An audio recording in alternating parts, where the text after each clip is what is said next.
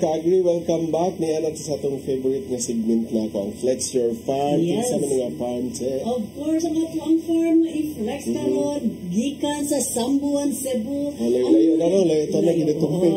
Na nag-iya kay si Mr. Aljun Suhay. Unya, kini siya, Sir Kian, usa ka chicken breeder. Chicken breeder, no? So, hi, shout out ni Sir Aljun Suhay sa Sambuan. Then, aside sa kung siya na chicken breeder, may goals siya into vegetable farming. Na siya mga talong, batong, kariya, o nagpatulak siya og organic tawgi. Organic tawgi. Wow. So, mura karoon pa papadungo ka ng organic tawgi. Nagulot na siguro. Isip ko sa ka-breeders na na siya 100 to 200 ka-head sa mga native, heritage, and fancy chicken.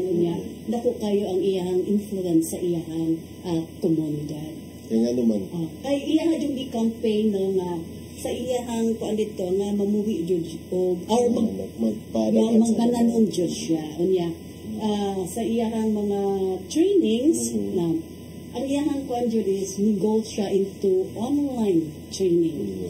Okay, like for example, natural farming, and then naa siya katong niya nga agriculture online class of Canada. So na po siya online class, na po siya mga anak. So, ganahan gid sa makatog daghan. Ano kanindot niya, Sir Kian, kay PESDA, OAP, NC2 siya. Accredited siya sa PESDA. So, padong nga mo learning site. Base mo dyan na siya ang iyang tumong sa iyang farm na mahimong usa ka learning site. So, by the way, kung unsa man ni si Sir Aljun Suhay, single, married, pila edad, unsay yes. Wala pa mo. Okay, di ka naman na sa iyang pag-flex, iyang radyo siyang gihatag niya mga details noon ni siya. So, ato na siguro siyang basin sunod pohon, ato na ni mabida po, no? So, okay. So, sa pag-i-other mga kuan niya, kantorang mga tanom, no?